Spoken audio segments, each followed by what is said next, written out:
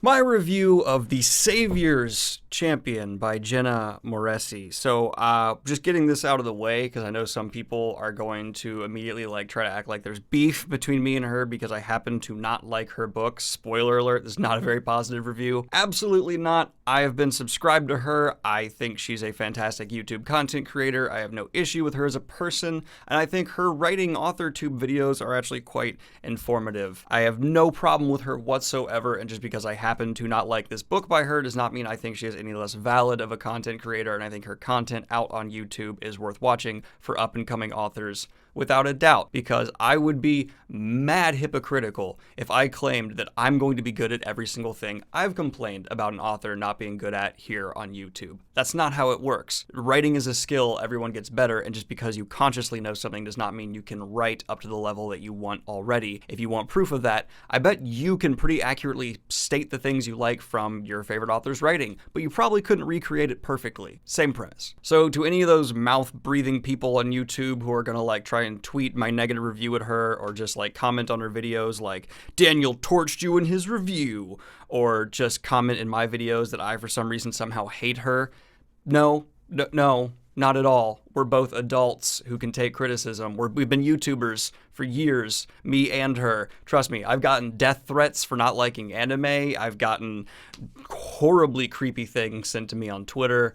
I'm sure this is just not even a glancing blow, because it's not what it's meant to be, and people need to realize that YouTubers are adults and we can, take criticism. That being said, let's jump into my review of The Savior's Champion. If you saw on my Goodreads, I rated this 2 out of 5 stars, which is kind of below I liked it. I think there are several things here that are good. Jenna wrote a story that has a interesting premise in the beginning, has a couple neat characters. The characterization's probably something I'm going to praise most of all for the few characters who really had it. There was a lot of personality given to them. Jenna clearly chose her favorite characters and put the most energy into them. I also enjoyed the amount of effort that was clearly put in thought by thought, beat by beat through this book. But that's really all the praise I can give, and the criticisms start here, unfortunately. My biggest and most general concept one, without getting into spoilers, this story could have been told in about half the words. This is very drawn out and elongated, and I feel like that's the root cause for a lot of the problems I had down the road. The basic plot premise is basically one of those reality TV shows where one person's choosing the Bachelor, the Bachelorette, where there's one person, it's the Bachelorette, because she's choosing men, and one person is just choosing from a field of men which one's going to be their love interest, their partner, their whatever, except it's drawn out into a medium-sized book, and it's at a whole lot of blood and gore, which sounds kind of neat, but it cannot last the story that is here. And what the result is one of the most repetitive books I have read in a very unnecessary way. The amount of challenges and people involved was just very hard to get through because they lost their weight and consequence. Many of the challenges had absolutely no consequence to the wider story, to the point where the main character purposely throws a couple and it has no real ramifications. There's some but no long-term real ramifications at all. And if you do that, I stop caring about your initial premise, which the initial premise was neat. I was hooked by that. But once you show me it's not actually that life or death at every point, why do I care anymore? It's like if in the Hunger Games, the biggest, most mainstream example, they just suddenly said, actually, for the next day, pillow fights only. Not actually that high stakes. For the rest of the tournament, you're gonna be like, oh, so that doesn't matter. Cool. And somewhat related, but not entirely, this book is getting the award for the most predictable book I've ever read, and I'm sorry to say that, but I have to be honest in my review, and that is what I really felt here. I'm not being sarcastic or exaggerating for clicky points or whatever, or likes, though hit like if you've not already. Appreciate it, YouTube algorithm. I've been getting screwed in the algorithm recently. But from exactly where the point where all of the characters are introduced, I was able to say, oh, this person's going to turn out to be that. This is going to be that. He'll die, he'll live, okay. And then at the end of the book, I think everything I had written down in my notes as a prediction came true except one or two things. It really went down the beat-by-beat path of what a predictable this setup story would be. Transitioning out of the more just broad picture problems, more personal preference problems that are still spoiler-free here, the incredible lack of establishing the magic system in any meaningful way took me out of what was happening and just, again, was detrimental to the stakes of the story, because she was already hurting the stakes of her story by just making certain rounds of the challenge absolutely not matter whatsoever. But then on top of that, when this magic system that does exist from the Savior is introduced, holy Christ, is it just soft and serves the plot. We're never given any explanation whatsoever how this works and why, and if all we ever get is a MacGuffin in the moment to change all the stakes and take away any chance of the protagonist dying, by the end of the book, when the protagonist is supposed to be at his lowest, which it follows those beats, the protagonist at his lowest right at the end, then I'm just sitting there bored reading it, because I know there's just going to be some MacGuffin from this magic system, and exactly that happens. That is clearly tied into the very much so lack of world building as well. There's a part of the book where one of the characters is talking about how they've never left this fortress that they are in for the almost entire duration of the book. And I was sitting there thinking, yeah, me too, because I literally am sitting here feeling like I know nothing about this world except the challenge going on. There's just this. It's this incredibly small box, and I'm sorry, I want to know more about your world, and you've given me nothing. I'm going to go ahead and caveat all my future criticisms from here on out with, I do not think I am this book's target audience. Pretty clearly. And so the criticisms I'm giving from here, well, I've kind of given broad picture and personal preference. From here, I think these criticisms largely are due to the fact that I was not meant to read this book, but it was sent to me, so I did. I found the love stuff to, again, fall into the painfully predictable category, but also be written very cringily. And I know that that word is so overused online, but it really did feel like that.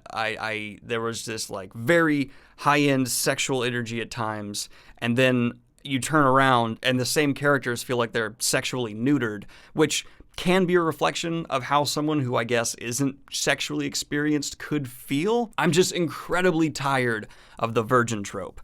It annoys me to no end, and it's thrown in here so unnecessarily. It does not really contribute to the character established. In fact, I think it lightly detracts from it, and there's this high sexual energy at times that to me now doesn't make complete sense, because there's this awkwardness mixed in with it as well, and it's like we're going from this guy with this high sex drive who wants to bang, and then you turn it around and there's this awkward stumbling bumblingness around it. And I get that might be accurate to some people in their adult life who have not had sex, I guess, but for me, in a romance novel that's supposed to have this steamy edge to it you're going to, it really destroys that sexy vibe. Sorry. The swearing also in this book, I don't really bring up profanity, but it's just very awkward, and it's not like how an adult swears, I feel like, especially with the way the men talk to each other with like locker room talk going on. Just didn't work. It's like, you know how guys have the fantasy of the female locker room? This felt like the inverse of that, of like how girls think guys talk to each other, when I've never known a guy in my entire adult life who's talked like any, except for like maybe one of the guys in this book. And believe it or not, I've been in a few locker rooms. I've been on some sports teams. It was never good, but I've been on a few teams. It's just every time someone being brought up in a story as being told to me they're a virgin, it feels like the author's trying to tell me, so they're worth more. And I'm just like, really? Because that seems really ignorant and kind of like a horrible thing to say, in my opinion. Let adults bang who they want to bang and not try and devalue them. Granted, this wasn't as bad as most fantasy virgin tropes that are presented to us by like 50-year-old men in the 1940s and 50s who just did it horrendously, but just seeing the echo of it here, maybe while Jenna was trying to do the inverse of it, like, look, now it's a guy, I still was just like, why is this necessary? It feels completely tacked on and just strange, and not matching the world we're getting so far at all. This doesn't seem like a world where there would be a bunch of virgins running around for religious reasons, because almost everyone is crass and disrespectful to their religious figures. And now transitioning into my final thoughts on the completely spoiler-filled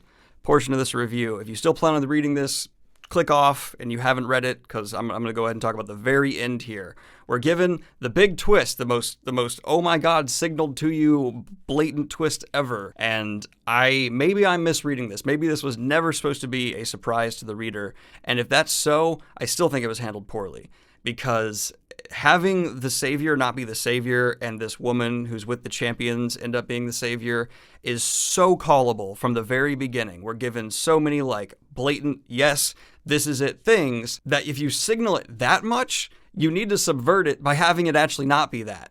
Or something, because now I just feel like my protagonist is an absolute moron. And that's like jokingly addressed in the text, but really you would have to be a complete dribbling idiot not to have figured out in the circumstances shown within this story that the savior wasn't the savior. But if it was supposed to be a surprise, it couldn't have been. It couldn't have been. There's a fairly large gray area for foreshadowing and hinting at things. Most authors manage to land within it, but this one was just like painted on the walls in red.